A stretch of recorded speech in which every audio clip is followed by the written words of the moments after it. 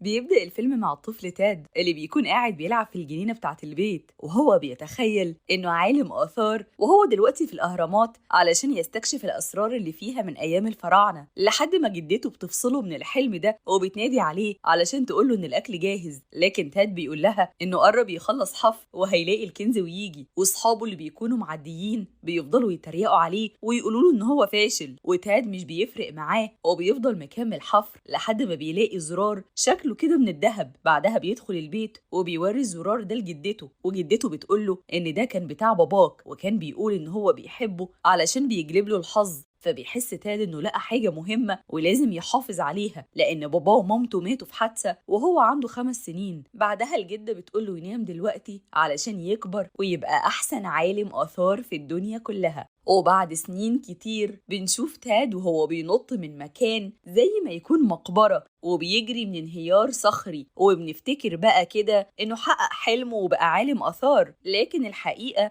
انه شغال عامل بنا في موقع حفر مترو الأنفاق، وكان متخيل اللي بيحصل ده بس، وهو دلوقتي متعلق في الحبل بتاع الآلات لأنه متخيل انه في مقبرة. وساعتها المدير بينادي عليه وبيقوله انه كل شوية يعمل مشاكل هو والكلب بتاعه جيف وبيطرده من الشغل، وزمايل تاد بيقولوا له ان دي 7 مرة يترفد من الشغل، فبيقول لهم ما تقلقوش عليا وانا هبقى عالم آثار في يوم من الايام. بعدها بنشوف تاد وهو رايح لمتحف العاصمة علشان يقابل البروفيسور هامبرت، واول ما بيوصل بيشوف الكتاب الجديد بتاع ماكس ماردن المستكشف المشهور واللي بيجي دايما على التلفزيون، وتاد بيقول انه المعجب رقم 1 بماكس. بعدها بيسأل ميليندا السكرتيرة على البروفيسور هامبرت، وميليندا بتقوله إن هو جوه وبتديله جواب وبتقوله يوصله للبروفيسور علشان دي رسالة مستعجلة. وفعلا بيدخل تاد وبيوري البروفيسور الاكتشاف اللي لقاه في موقع الحفر بتاع المترو، والبروفيسور بيبص على الاكتشاف ده وبيقوله دي مجرد إزازة كوكاكولا عادية ومفيش فيها حاجة مميزة يعني. وتاد بيحس إنه محبط وإنه عمره ما هيلاقي حاجة أثرية في حياته، وقبل ما يمشي بيدي البروفيسور الجواب اللي جاله، والبروفيسور أول ما بيقراه بيتحمس جدا لأنه جايله من صديقه البروفيسور لافروف وبيعرفوا فيه إنه لقى بيتيتي، وتاد بيكون مش فاهم إيه بيتيتي دي، فبيعرفوا البروفيسور إنها المدينة الذهبية لحضارة الإنكا، وبيوريله صندوق فيه جزء من لوحة وبيقوله إن ده نص المفتاح بتاع المدينة والنص التاني موجود مع البروفيسور لافروف. ولما بيبص في الرسالة تاني بيعرف إن ميعاد الطيارة كمان 2 ساعات، وبيكون مش عارف هيلحق يوصل المطار في الساعتين دول ولا لأ.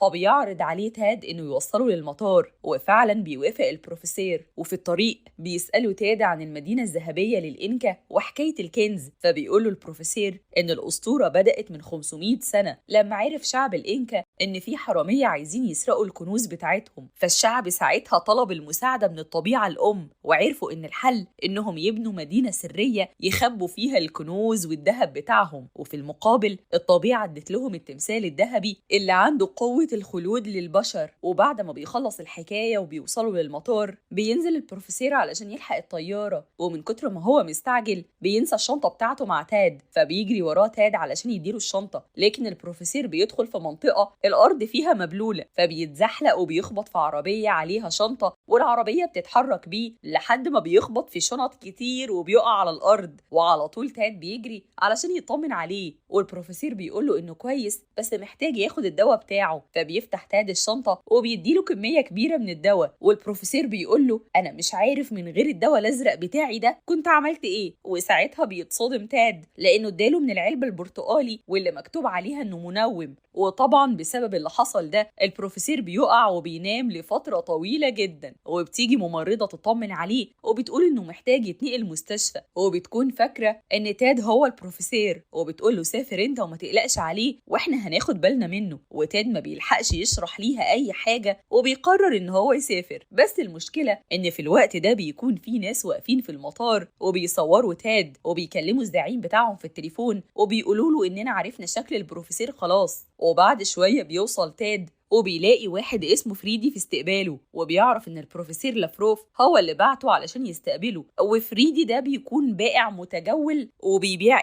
مسدسات، وبيعرض على تاد انه يشتري منه مسدس متعدد الاستخدامات، وتاد لما بيزهق من الإلحاح بتاعه بيشتريه وخلاص. وأثناء ما هما بيتكلموا بتظهر ناس بيخطفوا تاد وبيحطوه في العربية وبيمشوا. بعدها بتيجي سارة بنت البروفيسور لافروف وبتسأل فريدي عن البروفيسور هامبرت، وفريدي بيعرفها إنه مجاش وإنه بعت واحد مكانه وهو اتخطف دلوقتي. فبتقوله سارة مش مهم مين اللي جه، المهم نص المفتاح اللي معاه، علشان كده احنا لازم نساعده. وبيتحركوا وراه بالعربية. وبنشوف تاد بعد كده وهو قاعد مع واحد عنده ايد حديدية اسمه كابونين، وهو برضه فاكر ان تاد هو البروفيسور هامبرت وبيسأله عن المفتاح اللي معاه. لكن تاد بيقوله انه مش عالم ولا حاجة وانه مجرد عامل بنا، وبيوريله الباسبور بتاعه. وكابونين بيكون مش مصدق وبيفضل يهدد في تاد بالايد المعدنية اللي عنده. فبيستخدم تاد المسدس اللي اشتراه من فريدي وبيقدر يفتح باب العربية ويهرب منها. وعلى طول بيركب العربية مع فريدي وسارة، والعصابة بترمي عليهم جهاز صغير للتتبع، والكلب بتاع تاد بيفضل يلعب بالجهاز ده لحد ما بيبلعه. بعدها بيتعرف تاد على سارة وبيقول لها انه عالم آثار وصديق للبروفيسور هامبرت، وسارة بتعرفه بنفسها هي كمان. وبيروحوا مع بعض على مكتب باباها، لكنها لما بتوصل بتلاقي المكتب متبهدل وبتعرف ان العصابة وصلوا هنا وباباها اكيد في خطر. وبعد شوية بيخبط في الشباك الطائر بتاعها واللي اسمه بلزوني،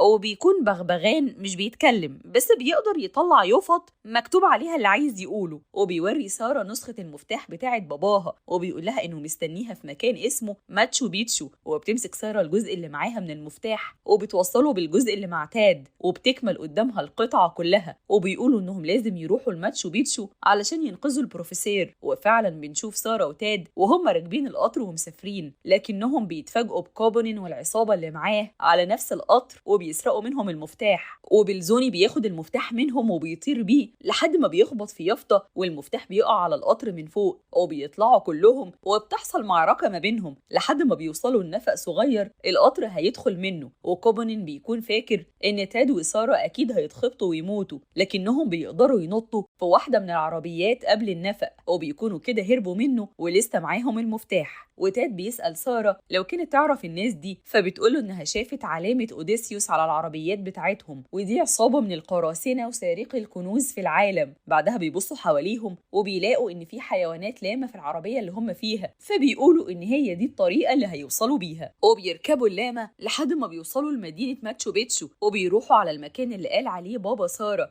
وبيشوف تاد صورة ماكس موردن مع سارة وبيكون مش مصدق لانه معجب بيه جدا. فبتعرفوا سارة ان هما مخطوبين وانه يبقى واحد من تلاميذ باباها. وبيفضلوا هما الاتنين يتفرجوا على الصور لحد ما بتلاقي سارة صورة ليها مع باباها ومامتها، وبتفتكر ان الصورة دي كانت في مكان اسمه صحراء نسكار، وكان باباها دايما بيقول ان ده الطريق لبتيتي. وبتقرر تتحرك على هناك هي وتاد، وفعلا بيروحوا المدينة علشان يدوروا على وسيلة نقل ليهم. وبيتفاجئوا ان العصابة بتطاردهم برضو وبيكونوا مستغربين هم عرفوا مكانهم ازاي، وبيهربوا منهم والعصابة بتطاردهم لحد ما بيلاقوا منطاد بيبيع برجر وبيهربوا فيه. وكابونين بيقول لرجالته يجهزوا الطيارات. وبنشوف بعد كده تاد وسارة وهم بيتكلموا مع بعض، وسارة بتكون قلقانة على باباها جدا، وتاد بيقول لها انه هيكون كويس وهم رايحين ليه دلوقتي. لكنه هو بيتكلم بياخد باله ان جيف مريض ومش بيتحرك، لدرجة انه لما بيعرض عليه اكل بيرفض، ودي ضد طبيعته. فبيخاف عليه جدا وبيفضل يشيله علشان يشوف ماله، لكنه بيلاحظ ان في تشويش بيحصل كل ما جيف بيقرب من التلفزيون لحد ما بيحس ان في حاجة محشورة في بقه، وبيفضل يحاول يخرجها لحد ما بيخرج جهاز التتبع اللي بلعه لما كانوا في العربية. وبيعرفوا ان ده جهاز تتبع، وبيفهموا ازاي العصابة كانت بتعرف مكانهم كل شوية، لكنهم بيلاقوا نفسهم متحاصرين بالطيارات ومفيش مكان يهربوا منه، والعصابة بتقدر تقبض عليهم المرة دي. وبعد شوية بنوصل لمكان سري تابع للعصابة، وبياخدوا تاد وسارة وفريدي وبيدخلوهم جوه، وبيقولوا ان هم هيسيبوا جيف بره هنا مع الحراس. وسارة بتشوف باباها جوه وبتعرف انهم كانوا خاطفينه، لكنها بتفرح انه لسه كويس وسليم. واثناء ما هم بيتكلموا بيدخل ماكس موردن وبيقول لهم انه مخطوف هو كمان من العصابة دي، لانهم بيخطفوا علماء الاثار والباحثين علشان يوصلوا للكنوز. وبيطلب من سارة تديهم المفتاح من غير مقاومة لانهم خطر وممكن يقتلوه يقتلوها، وسارة بتضطر إنها تديهم المفتاح لأنهم بيهددوها بالقتل هي وباباها. وكوبونين بياخد المفتاح وبيحطه على الحيطة، وبتبدأ الصخور تتحرك ويتغير أماكنها، وبيطلبوا من البروفيسور لافروف إنه يترجم اللي على الحيطة. وبيبدأ البروفيسور يترجم الكلام اللي على الحيطة، لكنه بيقول جملة ما تثقش بالصخور لأنها أوقات مش بتبقى قوية كفاية. وبعد ما بيخلص كلام بيغمز بعينه لسارة، وبعدها بيقول كوبونين إنه هياخد البروفيسور وماكس وهيروح بيهم يحفروا في الصحراء اللي قال عليها البروفيسور، وهيسيب الباقيين هنا. وبعد ما بيمشوا بتحس سارة إن باباها كان عايز يوصل ليها رسالة من الكلام اللي كان بيقوله ده، وبتبدأ تركز في معاني الكلام. وتاد بيساعدها وبيمسك الرملة اللي على الأرض وبيقول لها إن الحيطة دي مش مجرد حيطة، وإنها في الحقيقة بوابة وراها حاجة. وبيفضلوا يزقوا هما الاتنين لحد ما بتتفتح، وبيقدروا يشوفوا الغرفة السرية اللي فيها المكان الحقيقي للمدينة المفقودة. لكن وهم بيعملوا كده بيكون فريدي بيحاول يفك درع من على الحيطة، ولما بيفكه بيعرف إن ده فخ، وبيبدأ المعبد كله ينهار. وتاد وسارة بيدوروا على أي مكان يهربوا منه، وفجأة بيظهر جيف وبيعرف تاد إنه طالما دخل ليهم من بره يبقى أكيد في مكان ممكن يهربوا منه. وبيتحايل على جيف إن هو يفتكر هو دخل منين، لكن جيف بيكون مش فاكر حاجة وبيفضل يجري في المكان وخلاص. فبيقول له تاد انه يشم ويعرف كان ماشي ازاي علشان يخرجهم من هنا، وفعلا بيفضل جيف يشم على الارض وبيوصلهم لفتحه يخرجوا منها. بعدها بيتحركوا الاتنين على الغابه علشان يوصلوا للمكان اللي عرفوه من الغرفه السريه اللي دخلوها. وفي الوقت ده بنشوف كوبونين وهو واقف مع العمال بتوع الحفر، وبيقول ان بقالهم كتير قوي بيحفروا وما وصلوش لحاجه في الاخر. وساعتها بينادي على ماكس وبيشتمه وبيقول له اننا بقالنا كتير بندور ومش لاقيين حاجه. لكن المفاجاه ان ماكس بيقول له ما يشتموش تاني،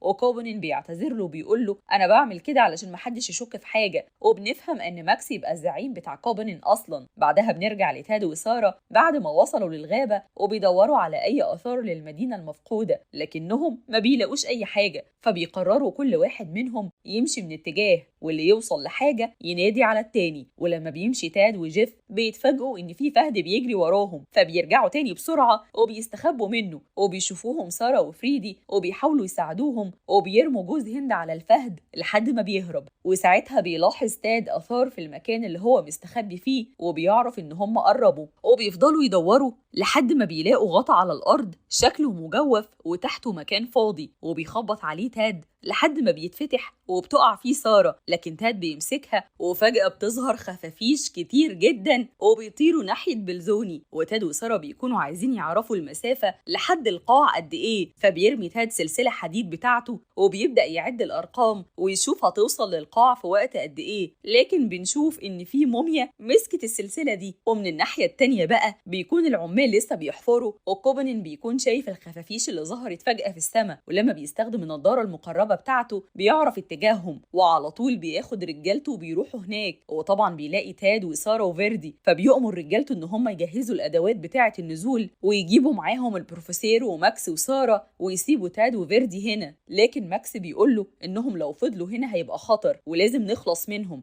وفعلا بينزلوا كلهم للمدينة، والبروفيسور بيقول لهم يدخلوا من المدخل الشمال. وفي الوقت ده بيحاول الجنود ان هم ينفذوا كلام ماكس ويتخلصوا من تاد وفيردي، لكنهم بيقدروا يهربوا لحد ما بيوصل بلزوني ومعاه الخفافيش اللي كانت لسه بتجري وراه وبيضربوا رجالة ماكس. بعدها بيقرر تاد انه ينزل المدينة ويطمن على سارة والبروفيسور، وفيردي بيقول له انه هيستنى هنا. ولما بينزل تاد بيختار انه يدخل من الباب اليمين، وبيفضل ماشي لحد ما بيوصل عند تمثال ضخم، وفجأة بيظهر من وراه موميا. فبيصرخ تاد والموميا بتصرخ هي كمان وبتتخض وبتطلع تجري، وتاد بيجري ومحدش فيهم فاهم مين اللي خايف من مين. لكن صوت الصريخ بتاعهم بيكون واصل للبروفيسور وماكس، والبروفيسور بيقول لهم ان دي ارواح من عالم الانكا ورافضين وجودنا هنا. لحد ما تاد بيقابلهم وهو لسه بيجري، والجنود بتسأل ماكس يقتلوه ولا لا، وسارة بتستغرب هما ليه بيسألوا ماكس اصلا. فبيشرح ليها تاد كل حاجة وبيعرفها ان ماكس شرير وهو الزعيم بتاعهم. لكن ماكس بيقول لها ان تاد هو اللي كذاب، وانه اصلا عامل بنا مش عالم اثار ولا حاجه، وانه كل ده بيضحك عليها. وساعتها ساره بتقول لهم انتوا الاتنين كدابين وانا مش عايزه اتعامل مع حد فيكم اصلا. وفي الوقت اللي بيتكلموا فيه بنشوف ان الموميا ده هو اللي مسؤول عن حمايه المعبد، وبيقرر ان هو يطلق عليهم حجر كبير من النار علشان يخلص عليهم. وكلهم بيفضلوا يجروا، بس تاد رجله بتشبك في السلم وبيقع وبيكون خلاص هيموت، وساره هي اللي بترجع تساعده. بعدها بيتفاجئوا هما الاتنين ان ماكس ماسك المسدس وموجهه ناحيتهم وبيجبرهم يتحركوا، وبيوصلوا لمكان فيه أحبال كتير. وبيقول البروفيسور إن واحد من الحبال دي بيوصل على الأوضة الذهبية اللي فيها الكنز، وبيطلب من البروفيسور يقرأ الترجمة اللي على الحيطة ويقول لهم يختاروا أنهي حبل. لكن البروفيسور بيرفض وبيقول لهم إنه مش هيساعد شوية حرامية إنهم ياخدوا كنز تاريخي زي ده. فبيقرر ماكس إنه يشد الحبال عشوائي، لكنه كل ما يشد حبل بيكتشف إنه فخ وإن الأرض بيتشال منها جزء. وساعتها بيروح تاد يشد مجموعة من الحبال مرة واحدة وبيوقع عدد كبير من رجالة ماكس. وماكس بيتضايق لما بيحصل كده وبيقول لكوبنين يقتل تاد، وتاد بيفضل ينط على الحبال ويتنقل ما بينهم، وكوبنين هو كمان بينط وبيحاول يمسكه لحد ما بيقع كوبنين في الأرض هو كمان. وساعتها البروفيسور بينادي على تاد وبيقول له يسحب الحبل اللي لونه أحمر، وتاد بيجري على الحبل وبيشده، وفعلا الأوضة بتتفتح. لكن ماكس هو اللي بيجري على الأوضة الأول وبيدخل، وبيقدر ماكس أخيرا إن هو يوصل للكنز، لكنه بيكون محطوط في بلورة ضخمة مش راضية تتكسر.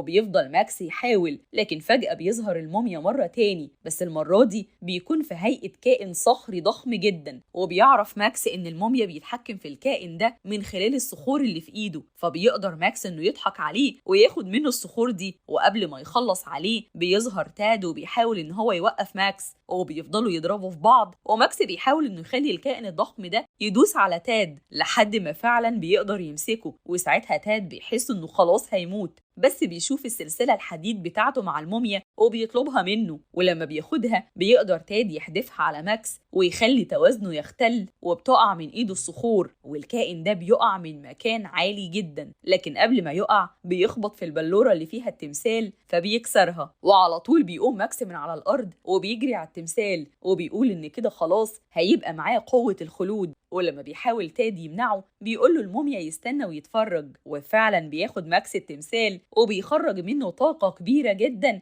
وبيتحول بسببها الموميا. وبيكون ماكس مش مصدق اللي حصل ومش فاهم فيه ايه، فبيقول له الموميا ان ده تمن الخلود اللي انت كنت عايزه. بعدها الموميا بيفتح بوابة وبيوريهم مدينة الإنكا والكنوز بتاعتهم، وبيقول لتاد والبروفيسور وسارة انهم كده عرفوا السر ومكان الكنز، فلازم يموتوا علشان السر ده يفضل في امان. لكن تاد بيديله الزرار بتاع باباه وبيقول له ان ده اغلى الكنوز بتاعتي وانا هديهولك وهضمن لك ان محدش هيعرف المكان ده ابدا. وفعلا بيخرجوا كلهم وبيقابلوا فيردي وبيسألهم عن الكنز وبيقولوا له ان هو وهم ومفيش حاجة اسمها كنز. وبعد اللي حصل ده سارة وتاد بقوا أصحاب جدا وبيتفقوا إن هم يكملوا مع بعض المغامرات والاستكشافات، وده بقى اللي هنشوفه في الأجزاء اللي بعد كده. اعملوا فولو لايك واستنوا الجزء اللي بعده من فيلم تاد المستكشف. وبكده بتكون خلصت حكاية النهاردة.